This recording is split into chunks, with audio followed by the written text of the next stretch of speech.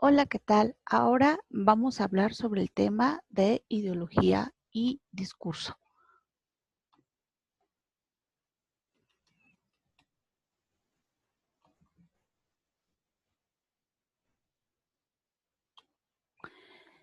Bien, hasta ahora lo que hemos discutido es cómo el discurso tiene una estrecha relación con el pensamiento, con la cultura, y ahora es el turno de hablar sobre la relación del discurso e ideología y por ende con el concepto de poder.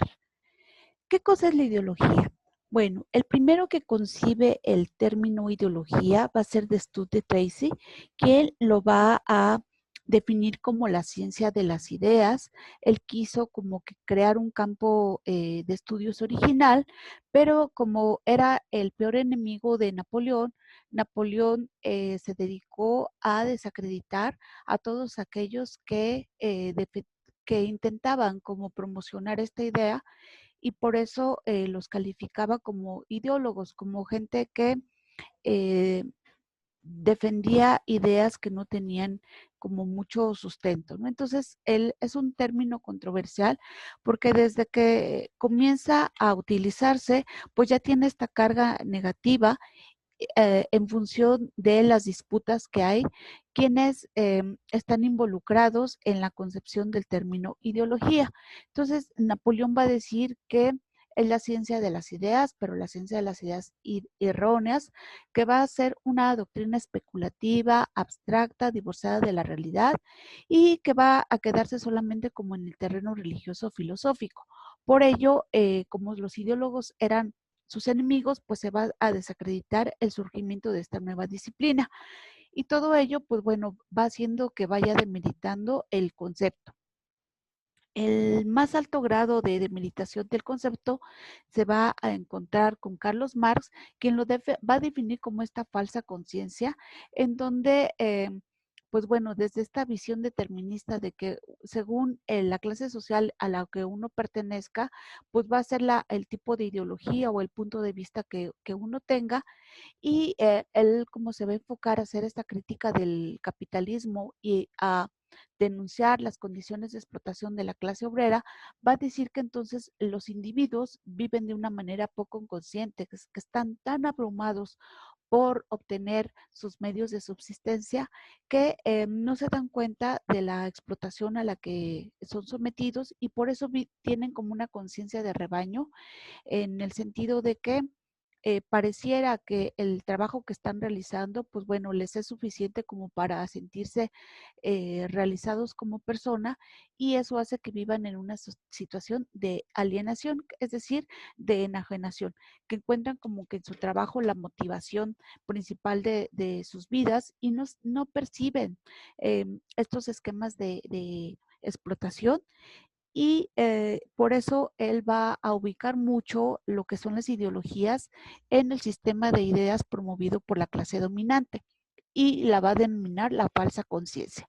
Para él, también igual, él va a señalar que gran parte de los ideólogos van a ser hegelianos, porque decía que Hegel trabajaba mucho con las ideas, pero no las aterrizaba a una realidad concreta, y por eso Marx, pues bueno, va a ser el impulsor de este llamado materialismo dialéctico e histórico, que consiste en estudiar los problemas de una manera eh, tratando de ubicarlas en un contexto histórico y tratar de que pueda percibirse, es decir, que sí existió ese país, ese lugar, esa época, esos actores, y estudiarlos de una manera dialéctica, de un ir y venir del objeto de estudio hacia el razonamiento y del razonamiento regresando al objeto de estudio.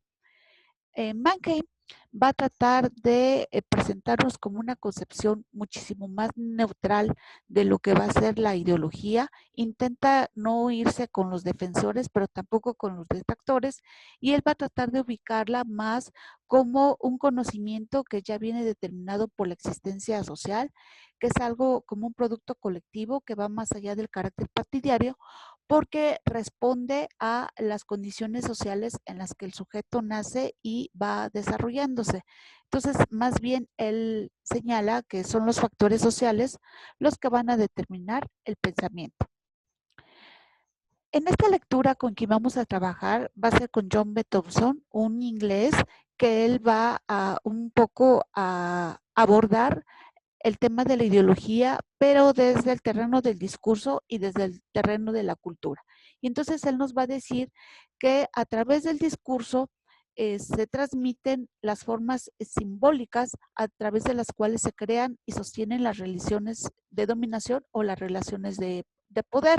La ideología netamente va a ser la forma simbólica plasmada en discursos que nos van a permitir sostener y reproducir relaciones de poder, ¿no? Entonces, para él, pues va a considerar en este terreno a los sistemas de creencias, a la cultura como parte de este esquema que coadyuva a que se perpetúen las relaciones de poder y cómo son transmitidas a través de los discursos. Es el dominio del hombre por el hombre, reproducido vía los discursos que permean la cultura popular. Entonces, allí en este terreno van a estar creencias, costumbres y prácticas cotidianas que todas las culturas la tienen y que de alguna forma sirven a sostener las estructuras de dominación existente. Por eso, él nos va a invitar a estudiar los discursos en contextos socialmente estructurados. Es decir, en donde hay todo un sistema que coadyuva a que haya unas relaciones asimétricas y eso va a hacer que se reproduzcan las relaciones de poder. ¿Qué cosa es el poder? Mucho de la visión que retoma Thompson tiene que ver con la definición que da Foucault de poder, en el sentido que no es una fuente de la que emerge el poder, sino que va a ser este haz de relaciones que todos los individuos podemos construir y que de alguna forma pues nos ayudan a poder ejercer relaciones de dominio sobre las otras personas, ¿no? Entonces, las relaciones de poder necesariamente van a implicar un discurso. ¿Por qué? Porque hay un sistema de ideas que lo va a hacer posible y que también igual Foucault va a señalar, así como existen estas relaciones de poder, también van a existir formas de poder resistir este poder y obviamente estas formas de resistencias van a operar también desde el dominio del discurso y desde el dominio de las ideas que son transmitidas a través de un discurso. Por eso nos va a señalar que el poder no es netamente algo exclusivo del terreno político, sino que opera a través de las microestructuras de poder, en donde todas las los colectivos vamos a poder ver posible cómo operan las relaciones de poder, ¿no? En las escuelas, entre maestros y alumnos, entre maestros y directores, entre alumnos y alumnas, en fin, cómo en todos los núcleos sociales operan las relaciones de poder y lo que él intenta es tratar de explicar cómo funcionan estos mecanismos de poder vía los discursos. Entonces, así como le señalaba, igual como hay relaciones de poder, hay formas de poder revertir cómo operan estos mecanismos. Entonces, siempre va a haber mecanismos de resistencia y eso va a hacer que operen a través del discurso. Esto nos lleva a que las relaciones de dominación pues van a ser de carácter asimétrica, siempre hay alguien dominado, alguien dominante, y esto no solamente aplica al terreno político, sino que lo vemos entre grupos étnicos. Por ejemplo, en el caso mexicano, hay una relación de poder entre los chilangos y los provincianos, porque de repente los provincianos sienten que un chilango se siente superior por venir de la Ciudad de México. E igual también hay una relación de poder entre mestizos e indígenas. Recuerden, las comunidades indígenas siempre han sido discriminadas y han sido sojuzgadas por los que no pertenecen a una etnia. También hay una relación de poder entre individuos y el Estado. El Estado operará siempre bajo lo que se llaman los aparatos ideológicos del Estado, que va a ser los medios de comunicación, la iglesia y la escuela. Y a través de estas instituciones, pues bueno, somos educados y formados para actuar y pensar de determinada forma y obviamente, pues gran parte de estos aparatos ideológicos lo que buscan también es perpetuar las relaciones de poder y hacer que esta clase dominante se mantenga como tal y sigas ostentando este lugar privilegiado que va a tener. También hay relaciones de poder entre nación y nación.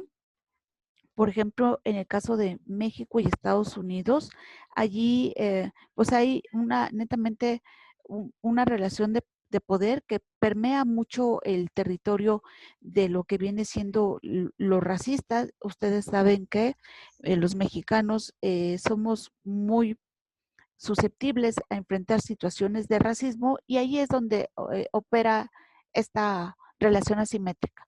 También hay relaciones de denominación por cuestiones de género entre hombre y mujer y es una disputa que ahorita está mucho en boga y que es necesario también igual transformarla y modificarla de manera discursiva.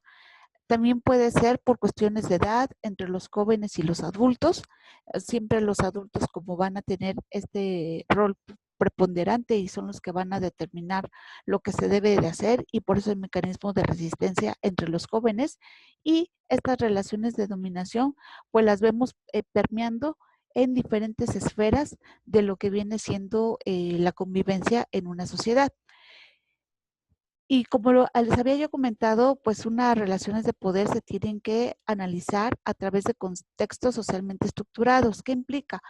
Que hay una infraestructura, es decir, hay recursos humanos, hay recursos materiales que sostienen a un sistema, que van a sostener a un sistema o una estructura, una eh, organización, unas instituciones y para que em, este sistema pueda hacer trabajar la infraestructura, pues necesita una superestructura que va a ser una ideología determinada que la conforme como tal como comunidad y pueda trabajar de una manera unánime, ¿no? Un ejemplo un poquito más claro de esto es, por ejemplo, para poder crear una universidad, yo necesito primero un terreno, pizarrones, bancas, salones, porque si no, yo no puedo construir una universidad.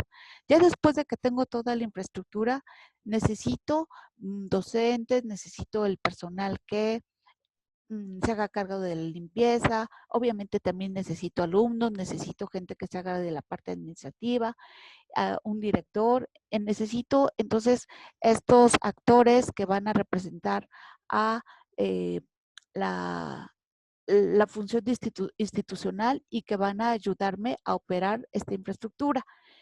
Y para poder hacer que esta comunidad trabaje de una manera cuestionada, pues necesito que tengan un espíritu en común, una ideología, unas creencias en común y por eso voy a crearles una porra y un lema y unos símbolos y una misión, visión, metas y demás.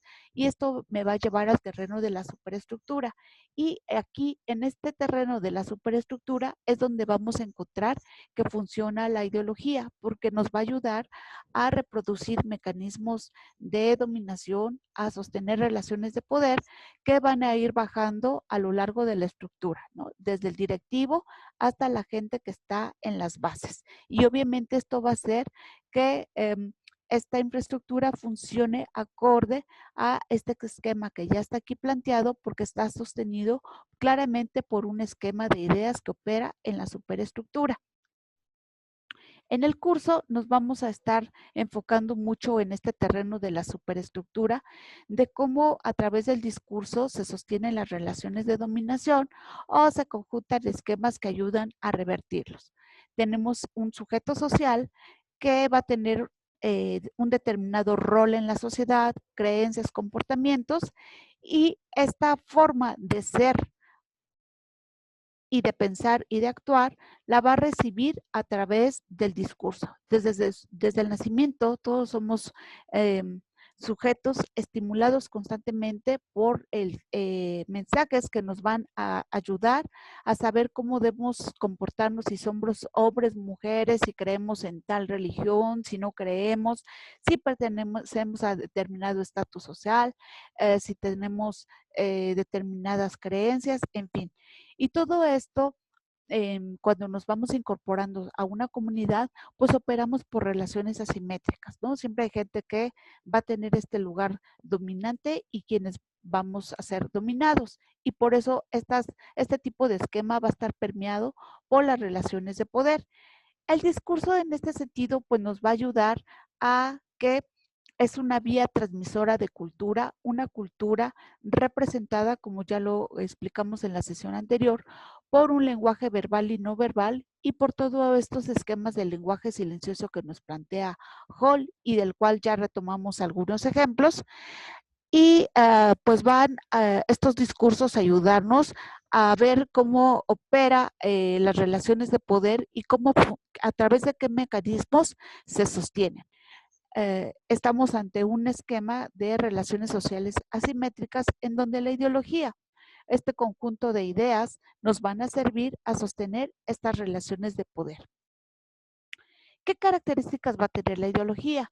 Pues básicamente es un posicionamiento o un punto de vista que va a defender un núcleo social o una persona, por eso es partidista, porque le da identidad y lo hace pertenecer a una comunidad limitada. Por eso es una visión parcial, porque cada quien presenta su visión o su punto de vista como el único y como el verdadero, lo cual da lugar a confrontaciones y al surgimiento de puntos de vista diferentes y a entrar en el terreno de la polémica. Y como estas ideologías, pues bueno, la gran parte de la función que va a tener eh, pues es netamente contribuir a sostener relaciones de dominación en donde el discurso pues va a tener poder de persuasión, un poder de convocatoria, este poder de nombrar las cosas y de alguna forma estigmatizarlas o dar línea para poder saber desde dónde debemos observar la realidad. Si desde el punto de vista como de la lealtad absoluta y la fidelidad eh, indiscutible hacia el rechazo, la crítica, la burla. Entonces, los discursos van a estar como mucho permeando en este terreno difundiendo este tipo de ideología. Generalmente, pues bueno, las ideologías como están en este terreno de la disputa por el poder, se busca que combatan para vencer las ideas del otro, seducir no tanto por la violencia, sino por la palabra. Y también, obviamente, hay estrategias que se utilizan para construir ideologías que censuran y que ocultan hechos porque intentan construirse estas ideas como únicas, como irrevocables y como que no tienen ningún lugar a duda, ¿no? Obviamente las ideologías para ser consideradas como tal tienen que ser pensamientos de carácter colectivo. Si solamente es mi punto de vista, no puede actuar como ideología porque no es socialmente compartida. Entonces, también igual, yo sé que estoy ante una ideología porque es algo que es compartido.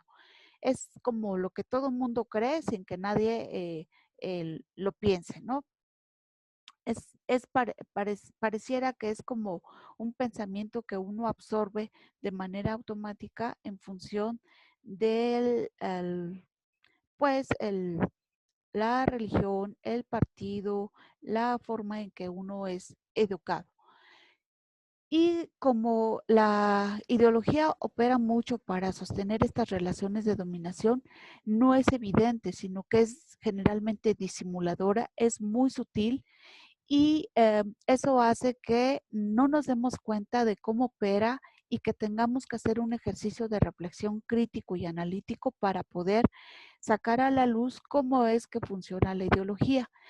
Se cree que es racional, pero realmente opera en este terreno. Es muy disimuladora, muy tenue y por eso no es tan fácil a veces poderla percibir.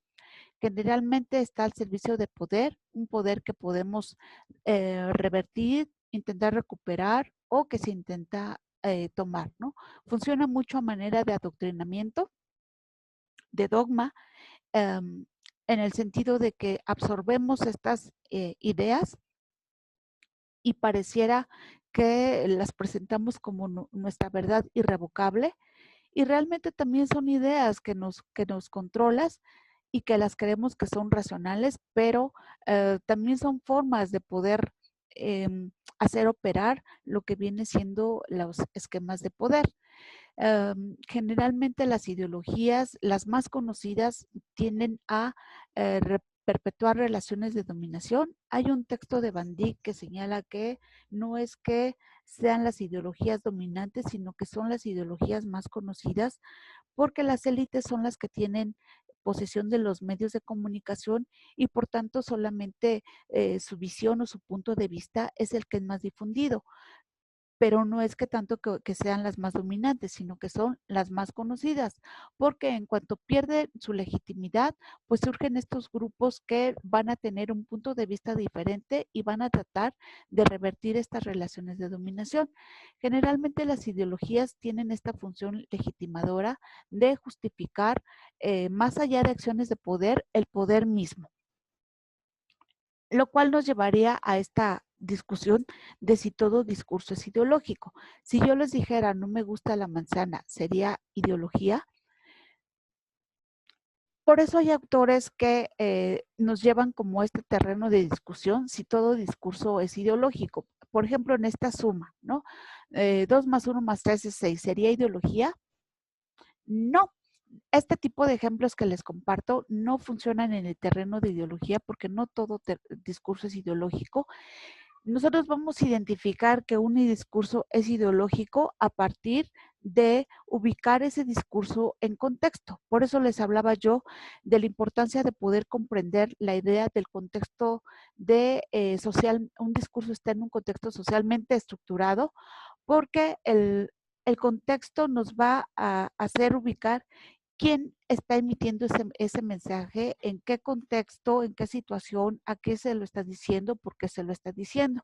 Y cuando nosotros vemos fuera del discurso y vemos la parte contextual, es cuando podemos ubicar si estamos ante un mensaje de carácter ideológico o no. Allí por eso habría que plantearse esas preguntas. ¿Cómo se utiliza y entiende esa práctica discursiva en circunstancias particulares? ¿Cuál es la situación del sujeto? Es decir, ver quién es el emisor, el receptor, el momento en el que se dice, y de allí podremos ver si funciona como un discurso ideológico o no. Porque un discurso ideológico tiene que ver con relaciones de dominación. Habría que ver entonces la interacción que hay entre el significado y el poder en contexto. Habría que analizar cuál es el sentido, ese es el sentido que tiene este discurso para los sujetos que lo producen y los que lo reciben. Con qué intención lo está diciendo y para quién lo está diciendo y en qué momento lo está diciendo. Entonces, cuando vemos la parte contextual, es cuando podemos saber si estamos ante un discurso ideológico o no. Por eso la ideología es un asunto más de discurso que de la lengua. El discurso, recuerden que les había yo comentado que tiene que ver con ubicar ese mensaje en su situación de comunicación, en quién lo dice, a quién, con qué fines. El discurso ideológico no es tanto prejuicioso, sino más bien son las personas y los actores que están involucrados en ese proceso de comunicación que nos van a introducir en el terreno de lo ideológico en función de los intereses que están en juego. La lengua entonces va a ser coercitiva, pero algunas de sus coerciones van a estar al servicio del poder. Selectiva porque se la apropian estas clases de las capas superiores y que van a utilizar la lengua para mantener su estatus. Entonces, cuando vemos que hay este tipo de intención que tiene que ver con las relaciones de dominación o de poder, sabremos que sí estamos ante un discurso de carácter ideológico. Por eso hay algunos autores que señalan que la lengua es neutral, lo cual también nos lleva a una idea un tanto controversial, en tanto nos ofrece una enorme posibilidad de poder combinar los signos, pero donde ya está lo ideológico es cuando nos estamos adentrando en lo ideológico, en las intenciones, en estas formas en que se van a utilizar palabras, ideas y símbolos para mantener, para reproducir o para revertir las relaciones de poder. Y eso hace que surjan una especie de subcódigos a través de los cuales se van a transmitir las ideologías. Por eso vamos a encontrar discursos que tienen que ver con el poder adoptar ciertos tipos de posicionamientos, ¿no? Como el subcódigo católico, marxista, anarquista, etcétera, y que de alguna forma pues nos va a dar identidad y nos va a dar también formas de poder justificar nuestro pensamiento y nuestra conducta. El discurso pues no es este lugar neutral de los enfrentamientos ideológicos, sino más bien es la misma forma de poder, porque el discurso contribuye a perpetuar estas relaciones de poder y va a ser ideológico porque se opone a otras perspectivas o a otros puntos de vista. Generalmente el discurso se utiliza como esta acción de poder eh, cuya intención es legitimar netamente la existencia de esos mecanismos de dominación.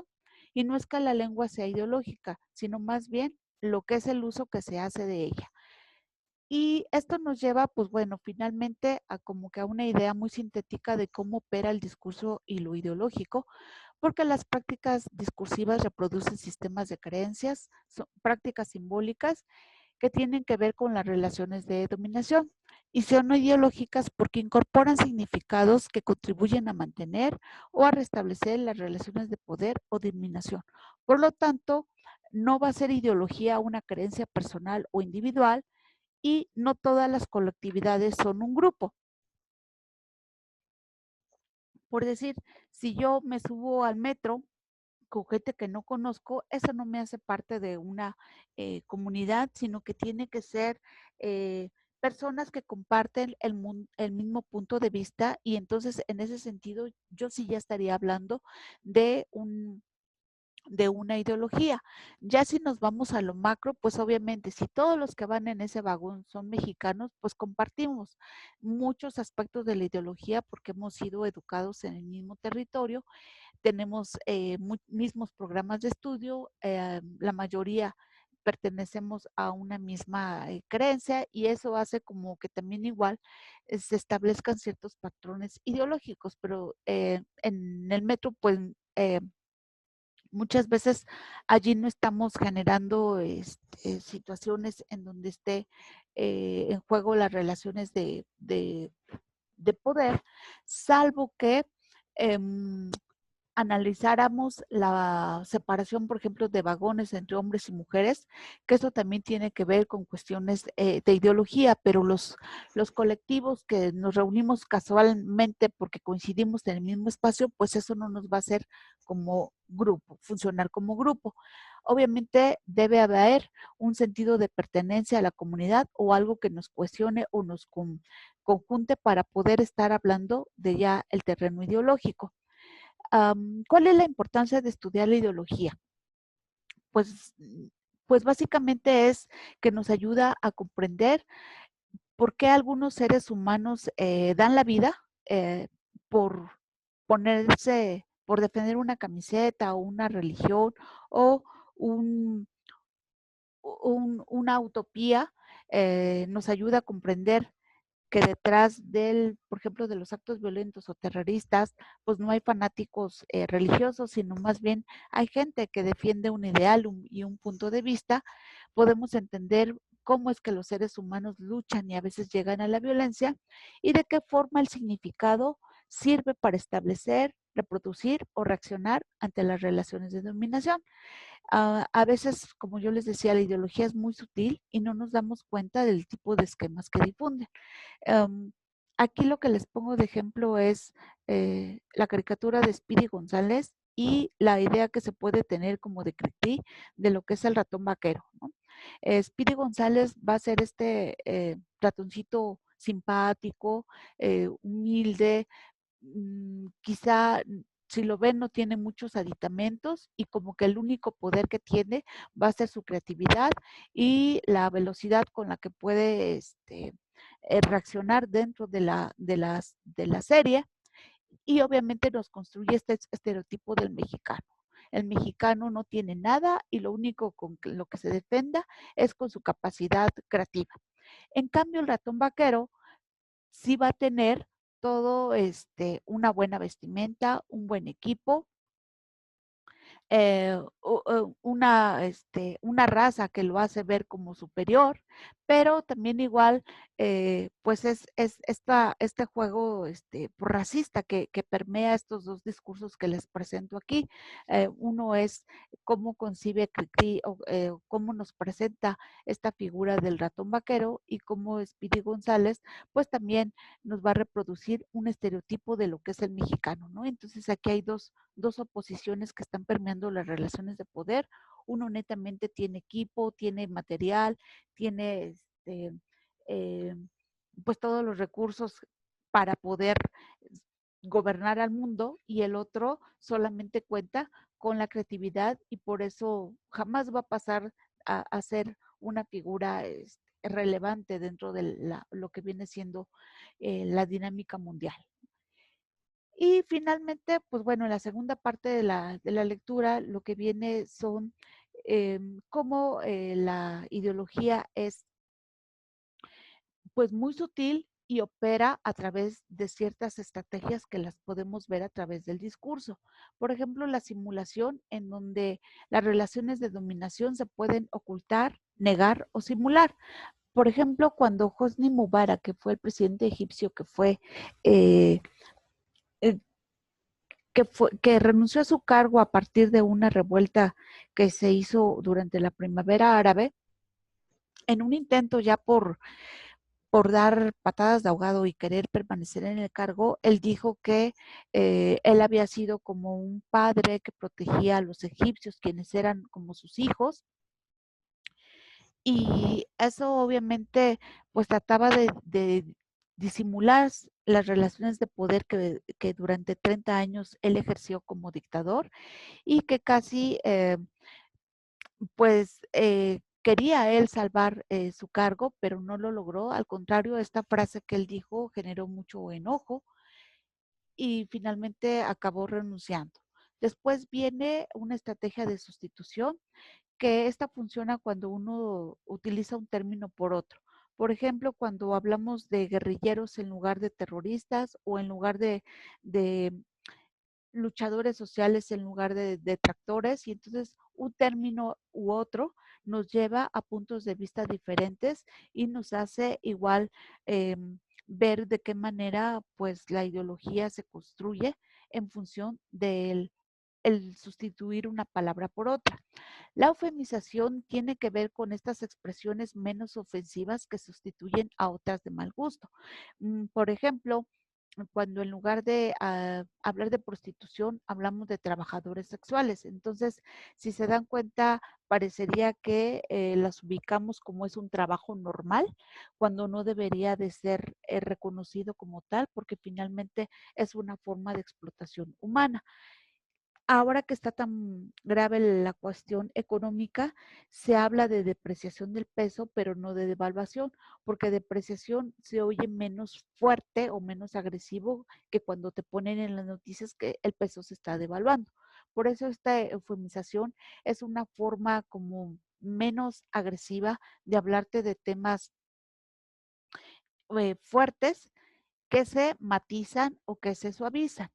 Y la legitimación es cuando presentamos acciones como justas y dignas de ser avalados vía la racionalización, la universalización o la narrativización, que es el presentar eh, argumentos, presentarte como todos estamos desde el mismo punto de vista, o contarte historias. La racionalización, como por ejemplo, esta obra es lo que nos conviene más, ¿no? Entonces estoy apelando a que tú te convenzas de que esto va a funcionar, y por lo tanto tienes que apoyarlo.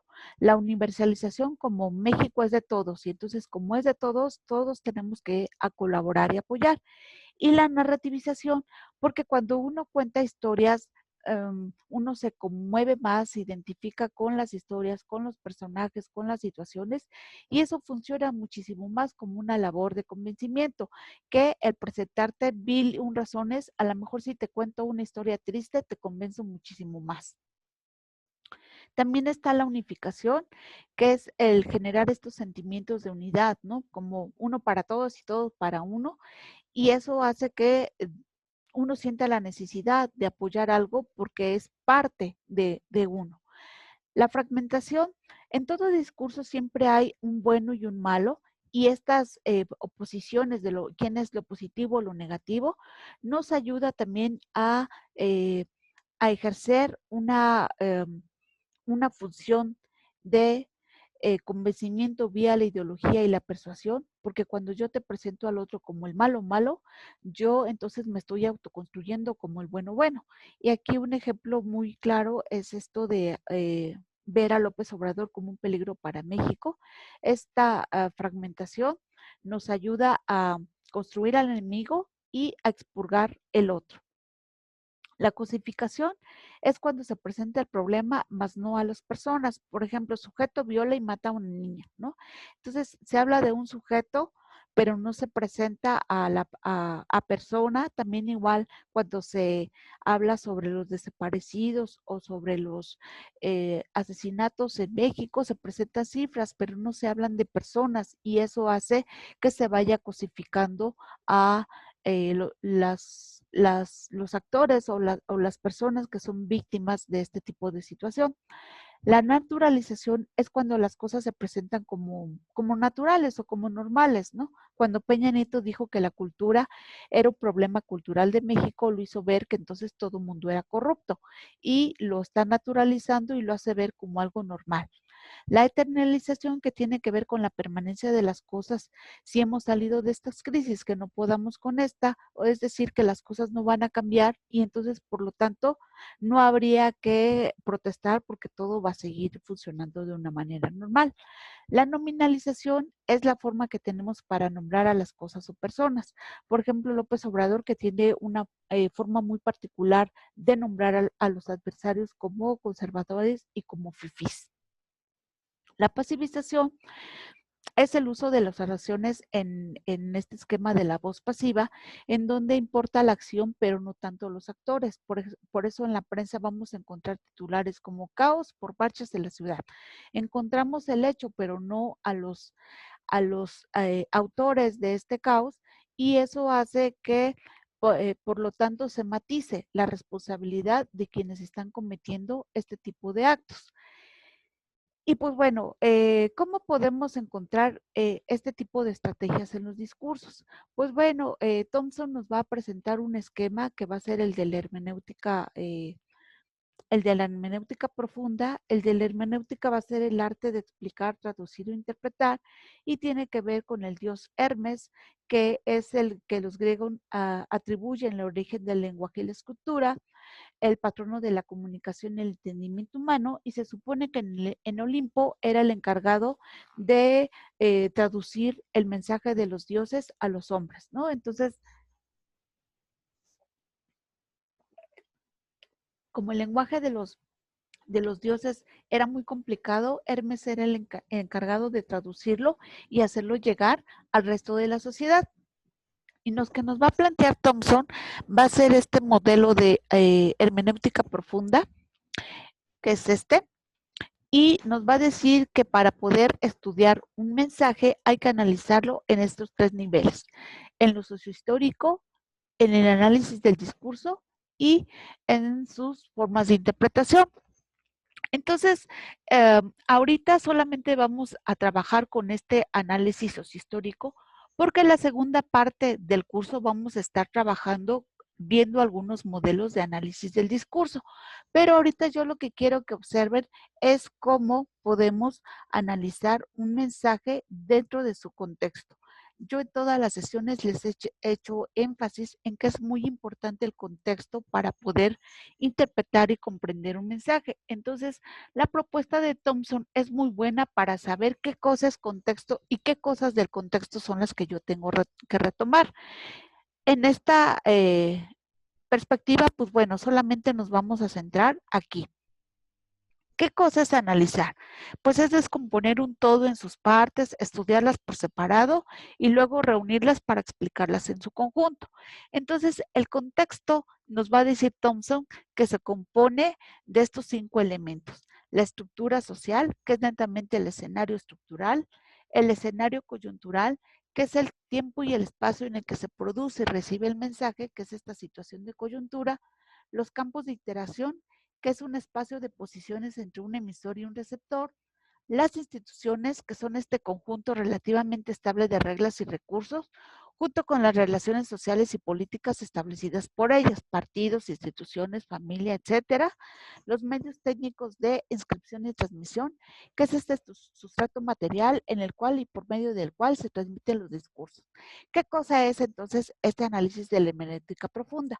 La estructura social. Es el escenario estructural que casi no cambia y que todos los países funcionan así, ¿no? Es este sistema que va a sostener el funcionamiento de una sociedad. Por ejemplo, no es lo mismo hablar de libertad en Cuba que en México o que en China, porque el escenario es distinto, el escenario estructural es diferente. México es una democracia, Cuba es una dictadura y China es un país socialista que también tiene muchos tintes de dictadura, ¿no? Entonces, el escenario estructural son estas condiciones que cambian, pero cambian lentamente en donde operan los países. Están sostenidos por un sistema político, un sistema económico, una forma de operar de la sociedad que cambia netamente, pues de manera muy lenta. El escenario coyuntural es exactamente la fecha y el lugar en donde es emitido ese mensaje. Por eso hablamos de una situación de coyuntura. ¿Qué estaba pasando en ese momento en que se dio a conocer ese mensaje o cuál era su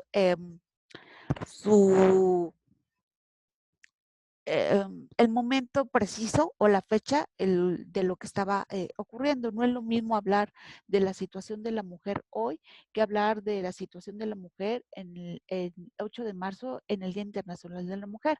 Por eso el escenario coyuntural es muy importante de poderlo considerar. Los campos de interacción son los actores que participan en ese proceso de comunicación. Identificar quién es el emisor y quién es el receptor. Las instituciones son también igual parte de estos campos de interacción. Son partidos, son medios de comunicación, es la familia, son actores que representan a la élite económica, es la publicidad, es una compañía transnacional, etcétera. Y los medios técnicos es por dónde se transmitió ese mensaje, por radio, por televisión, por internet, porque también igual el sustrato material tiene elementos de significación.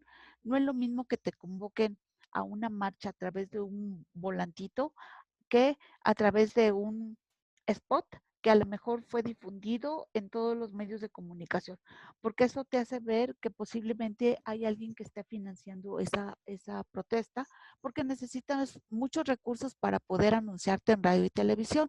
Por eso es importante considerar los medios técnicos de inscripción y transmisión. Entonces, en este spot que yo quiero presentarles, que igual creo que tengo problemas de audio, entonces no lo van a escuchar aquí, pero se los voy a subir en el portal para que lo vean y hagan un ejercicio de análisis de este mensaje y lo puedan ver pues las veces que sea necesario. Este mensaje es una campaña de Coca-Cola que se lanzó en 2015 en la época de Navidad y que pretende, el objetivo era como enlazar a las comunidades indígenas con otros sectores de la población mexicana. Ahorita solamente lo vemos y explico toda la parte que es contextual.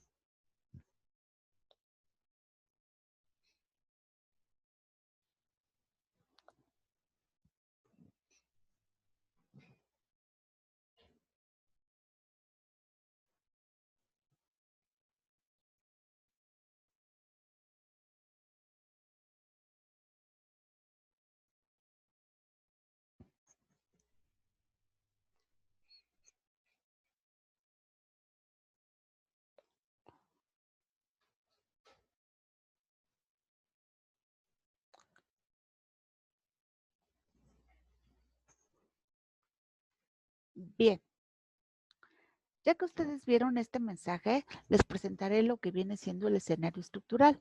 Ustedes saben que históricamente los indígenas han sido discriminados en México y donde uno de los principales actuales problemas que tiene va a ser el sobrepeso y la obesidad, y esto de manera particular está afectando a la población indígena. Según datos del CONAPRED, las personas indígenas consideran que su principal problema es la discriminación antes que la pobreza. Se considera que 6 millones de personas indígenas en México viven en condiciones de enorme desigualdad y pues bueno, los índices de problemáticas de salud tienen mucho que ver con problemas de diabetes y con problemas de daño renal. En el escenario coyuntural, que es lo que les decía yo, que es el momento exacto en que se lanza el mensaje, este mensaje se lanzó el 23 de noviembre de 2015. Coca-Cola lanza esta campaña de Navidad en medios digitales con el video Comunidad Mije Totontepec, con la intención de dar a conocer un mensaje de unión y alegría entre las comunidades, según aseguró el director de publicidad de Coca-Cola en México. El video fue lanzada con el hashtag Abre tu corazón en distintas redes sociales. Su intención era combatir precisamente la discriminación, particularmente la discriminación lingüística, por eso verán en el comercial que aparecen palabras en mije, para de alguna forma poder como integrarnos mejor como sociedad mexicana. Y eso, bueno, esa es la parte coyuntural. ¿Qué campos de interacción tenemos? Bueno, por un lado, es la empresa Coca-Cola, esta transnacional, que va a difundir un mensaje a los mexicanos con la intención de poder fomentar la inclusión y evitar la discriminación, fomentar la tolerancia y la interculturalidad. Obviamente también igual entre todos estos mexicanos que vieron este mensaje, pues había también varias organizaciones defensoras de derechos humanos. ¿Qué instituciones vemos involucradas en este mensaje o forman parte de este proceso de comunicación? Obviamente una transnacional, la familia, la sociedad mexicana, la sociedad civil organizada a través de las ONGs. ¿A través de qué medios se difundió? Pues bueno, como yo les comenté, es un spot que solamente se difundió en medios digitales y que no fue plasmado en la prensa, eh, digo, en los medios tradicionales. ¿Y quiénes son los que están en plataformas digitales? Pues generalmente los jóvenes, ¿no? Entonces, era un mensaje que se dirigía netamente a los jóvenes a través de medios digitales. Entonces, yo lo que quiero que analices al ver con mayor detalle este mensaje son estos elementos. Cómo se cuenta la historia, que veas cuál es el inicio, el desarrollo, la conclusión, um, en qué momentos aparece Coca-Cola, qué tipos de personaje aparecen en el comercial, cuáles son sus características y qué rol desempeñan, qué tipo de atributos se le asignan a Coca-Cola y cuál es el simbolismo que se le da en el mensaje. ¿Y qué piensas tú si este spot cumple con su cometido de fomentar la unidad, la alegría, la inclusión, la no discriminación? Y si en tus palabras es un comercial discriminatorio o no y por qué. Obviamente, pues este comercial generó varias críticas porque hubo una organización no gubernamental, que es la Alianza por la Salud Alimentaria, que consideró que esta publicidad atacaba la dignidad de los indígenas y contribuía al deterioro de su salud. Pero a mí lo que me interesa es conocer tu punto de vista en función de que desarrolles este tipo más bien que respondas esta, estas preguntas que aquí te presento a continuación y que van a ser parte de esta unidad. Hasta aquí dejo la explicación. Te agradezco mucho tu atención y si tienes alguna pregunta puedes escribirla en el foro de dudas. Gracias.